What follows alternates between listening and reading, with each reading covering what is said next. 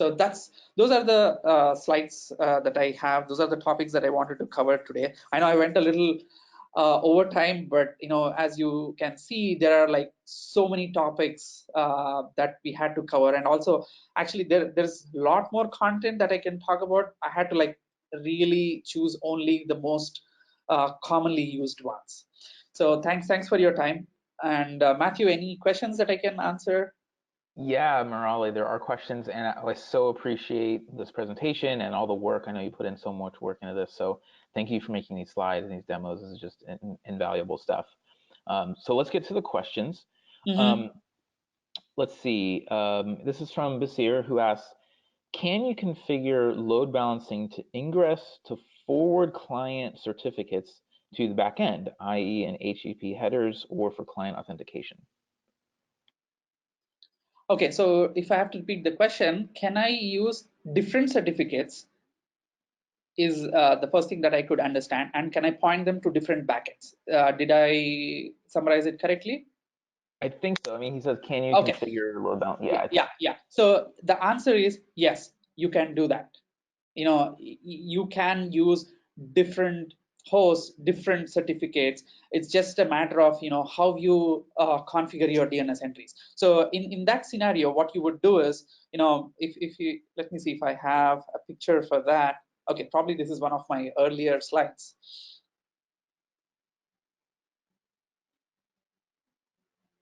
Okay, so this is how you would set up your Ingress. So you would have the certificates imported into your Kubernetes cluster. You create different Ingress objects, and you would have different CNAMEs pointing to the load balancer, pointing to your nodes of your cluster. So that way you can access these different domain names and your apps. Okay, great. Let's see. Does Rancher support Let's Encrypt certificates? I believe yes. Okay. All right. Great. Let's see. This is from Nathan, who asks, are SSL certificates only available when using the virtual hosting on Ingress, or is it also possible with path-based Ingress? That's an interesting question. So my understanding of certificates is you get a certificate for a domain. So let's say you have a certificate for star dot, or let's say you have a certificate for apps.mydomain.com. Now you can have that certificate and you can use that for /alpha/bravo, like apps.mydomain.com/alpha/bravo. Yes, you can use that. Okay, sweet. All right, this next one is from Nadir, who says, which host names can specify for ingresses? Any host name or only specific ones? I think it doesn't really matter. Like, it's so when you specify a host name, so what you're basically doing is you are telling Ingress controller, like, hey, you're doing this deep packet inspection, and then in the HTTP data, if you see this particular string, do the directed traffic to this particular backend. So Ingress is it's think of it like a simple a pattern matching, right? So you're matching the host that you have configured in the Ingress against the traffic that is entering your cluster. The bigger problem is now, how do you make sure that traffic is pointed towards the cluster and the traffic is reaching these nodes using those CNAMEs? So if you can point the right DNS entries in the right fashion to the LB, and that LB is pointed to the nodes of the cluster, your Ingress can handle any domain names. Cool. Awesome. Okay. Thank you. Here's the next one from Mike. He asks, can an Ingress pass 8443 on one public static IP back to several different web apps, all on different FQDNs and in different clusters, or would that require a public static IP per cluster?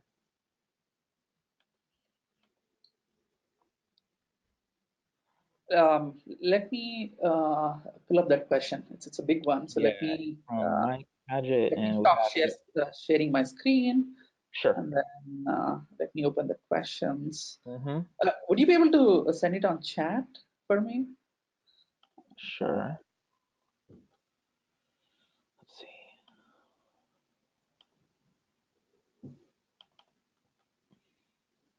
Okay, I just sent it to you. Okay. Can the Ingress pass 80 and 443 on one public static IP back to several different web apps, all on different FQDNs and in different clusters? Okay. The first thing is an Ingress controller works in a single cluster. So the moment you have multiple clusters, you are dealing with a different component. So you cannot do uh, load balancing across different clusters using a single Ingress controller. An Ingress controller is dedicated to a single cluster, and within that cluster, yes, you can do whatever web apps, different web applications. And how do you expose using a static IP? That static IP is probably pointing to your load balancer, and the load balancer is pointing to your Ingress nodes, or the static IP belongs to one node in your cluster which you have dedicated to run the Ingress controller. That is also okay. But the problem there is, let's say if that particular node dies, then there is no way you can do Ingress. Like your traffic is basically black hole. So that's why I would recommend use a load balancer, point it to multiple Ingress nodes, and use the IP of the LB to configure your different hosts. Okay, awesome. Thank you. Here's another one. It's from Bikash, who asks, does Rancher 2.2.2 support layer 4 metal LB? At this point, we are getting, we are seeing some traction from the community using Metal LB. So we are evaluating, our options. So if there is, enough demand, and then, based on our priorities, definitely we will consider. But at this point, I do not think we have a first-hand integration of Metal LB. Okay, cool. Yeah, a couple other people were asking about Metal LB integration as well. So thank you. Okay. This is from Noah, who asks, will Rancher support other load balancers like HA Proxy or Trafic in the future? So the RKE clusters, when you deploy, by default they start with Nginx Ingress controller.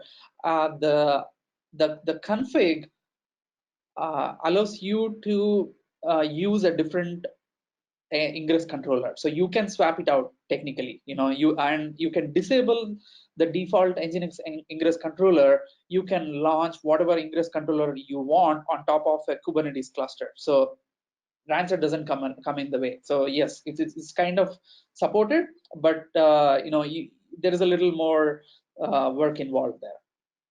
Right. Okay. This is from Zach. Does or will Rancher provide any functionality for using F5 as a load balancer for Kubernetes apps? I tried following the install docs from F5, but couldn't get it working as desired. The first thing is, first of all, yes, it works. I have seen it in multiple customer deployments where folks are using FI in front of the Rancher setup and it's working. So if you are having trouble, so probably you can post the question on the Rancher Slack, and hopefully somebody who has worked with FI, they can answer it. They can give you more guidance. If not, if you think there's a genuine bug, you can create a GitHub issue as well. Cool. Okay. This is from Steve, going back to service cluster IP range. He asks, in RKE launch clusters, is the service cluster IP range automatically configured, or do we need to add that manually? In RKE clusters, we automatically pick 10.43.0.0/16 as a default service IP range, and 10.42.0.0/16 as the pod seeder range. So it's done automatically. If you want to customize it, please feel free. Awesome. Okay, this next one is from Bikash, asking about Metal LB, although you just mentioned it, but let's see. He says, I have Metal LB installed and running, and when I go to deploy the layer 4 load balancer, it says disabled. Is it possible to enable it? Nope. At this point, there is no, I mean, it's not like a cloud provider option. So that's why in the UI, it shows as disabled. Got it. Okay, that makes sense. So I have a pointer to Prakash or the other folks who are using Metal LB. Hey, it would be great if you guys can ping me on Rancher Slack. I want to get in touch with you and understand what you are trying to do with Metal LB, and then gather more information, and then I can have more discussions in house. So it would be great if you guys can ping me on Rancher Slack. Awesome. Okay, great. Cool. And what can you say what your Slack name is, Murali? Leo.cloud. Leo.cloud. Okay, terrific. All right, here's another one. This is from Nathan. He asks, does Rancher monitor the traffic or load on the load balancers or on Ingress, and is it visualized? This could be interesting for integration with scaling. Yeah, in 2.2 or 1, I believe. So we did integrate Prometheus Grafana natively. So what it means is you go into the settings, you enable monitoring, you can access awesome dashboards where you can see all sort of graphs. You can get a lot of statistics. So yes, you can. Okay, fantastic. Let's see, I think there's a couple more. Noah asks, I might have actually asked this question already, but just to make sure we cover it. So Noah asks, how do I use a layer 4 load balancer for an on-premise cluster?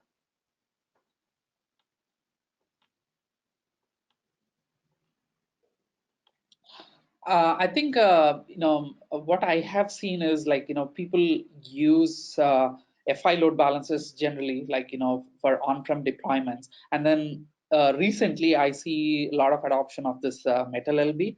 So probably those are your options. If you can probably ping me, I can take a discussion offline and then probably help you out. Okay, cool. Thank you. Yeah, there's a couple other people asking about that. This one's from Nader, who asks, what's the difference between Ingress and HTTP proxy?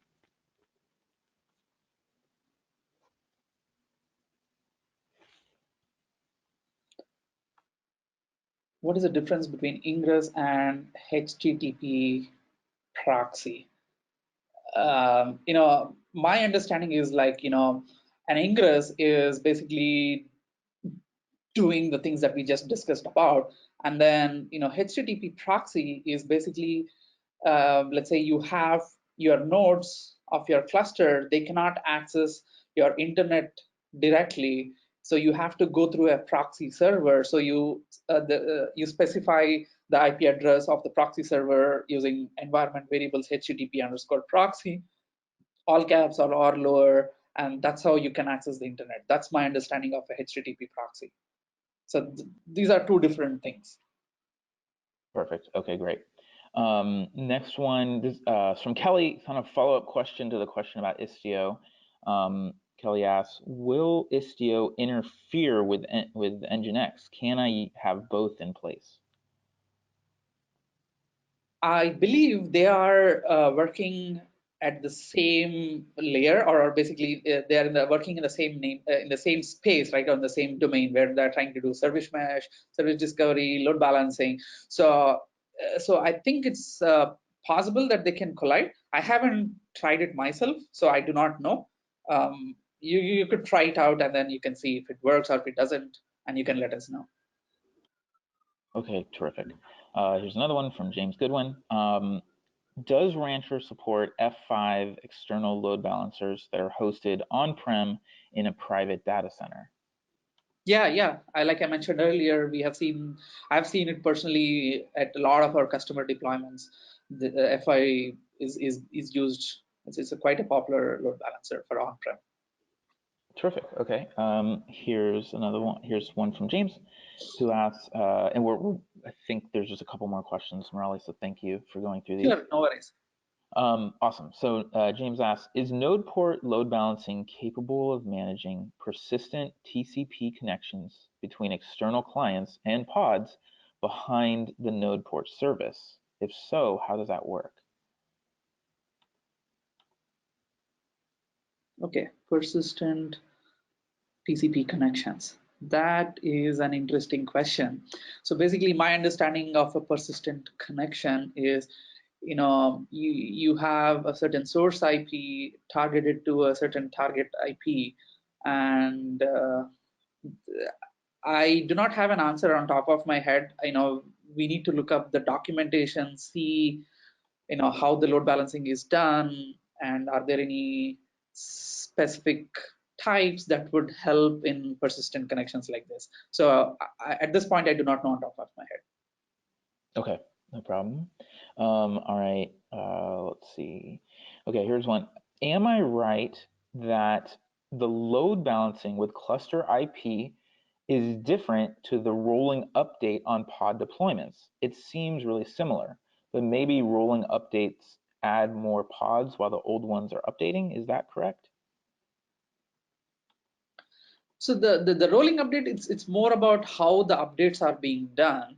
The load balancer is basically, how it can handle any scenario, right? Like, during updates, whether it's a different strategy where you terminate the pods first and then launch the new ones, or you start replacing one after the other. All sort of upgrade strategies are supported by LB. I'm not sure if I answered the question, but yeah. Okay, no problem. Okay, here's one from Andrew, who asks, do you know of any cluster DNS service that will register cluster resources with external DNS? Can you repeat that? Do you have any? Yeah, he says, do you know of any cluster DNS service that will register cluster resources with external DNS? I believe if you look at the Helm charts, there are a few controllers which are available. Yes. Like I said, I do not know on top of my head, but yes, there are some options available.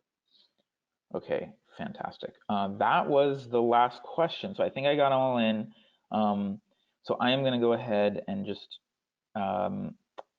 make myself the presenter and show these last slides just to close us out here. Okay.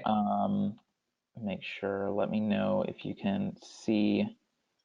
Yeah, I can see this. Okay, cool. So for everybody who's just new to Rancher, it's totally open source and free, and you can get started in just a couple steps.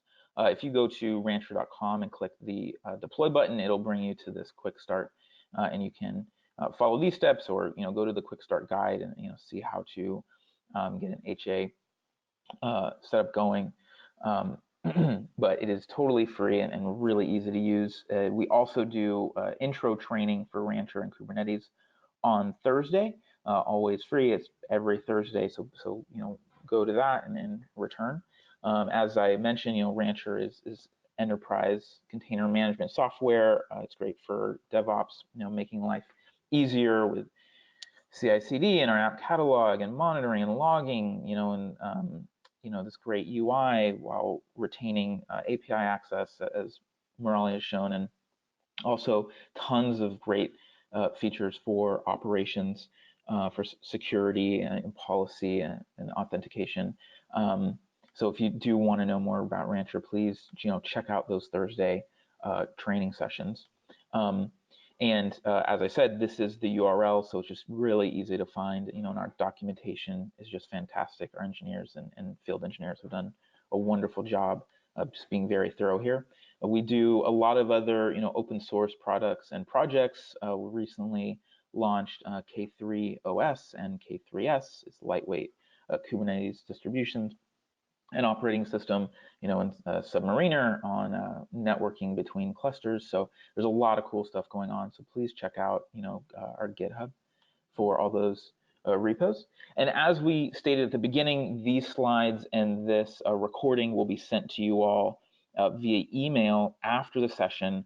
In addition, the registration page that you used to access the presentation or the session will be turned into sort of a host for the recording and the slides. So you should have easy access to them. If for whatever reason you can't find them, please tweet us, reach out to us. We will definitely get you set up. This is for everybody. And we have these classes pretty much every Tuesday on different topics. So next week, as I mentioned, Wizards of the Coast will be coming in and giving us a rundown on their production setup. So it should be super cool to hear from them. And Murali, so tons of people in the chat have been saying, thank you so much for this presentation. So thank you, everybody. We do have a survey at the end, so if you're able to do that, just takes a couple minutes, and we can improve our training and get new topics on the calendar. Any last messages for us, Murali, before we close? Thank you for attending this webinar. It's been my pleasure to share my experience with all of you. Awesome. All right, everybody, have a great rest of your week. Talk to you soon. Have a nice one. Bye-bye.